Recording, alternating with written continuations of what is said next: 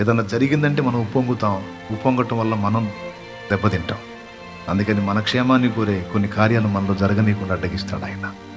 అలా కాకుండా కార్యాలు జరగాలి, నీ వల్ల ప్రజలకు మేలు కలగాలి, దేవుని కార్యాలు నెరవేరాలి, ఆత్మ కృపా వరాలు నెరవేరాలంటే నీకొక్కటే సూత్రం. నువ్వు దీనురాలివై దీనుడివై నిన్ను నువ్వు మరుగు చేసుకోవడానికి ఇష్టపడు. నా తండ్రి నిన్ను వాడుకోపోతే అప్పుడు అడుగు.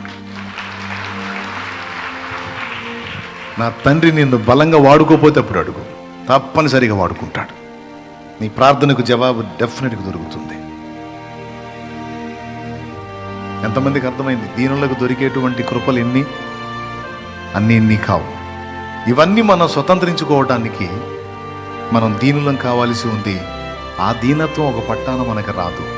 అందుకే రకరకాల అనుభవాల్లో గుండా, రకరకాల శ్రమల కొలుముల్లో గుండా తీసుకొచ్చి మనల్ని దీనులను చేస్తాడు ఆయన.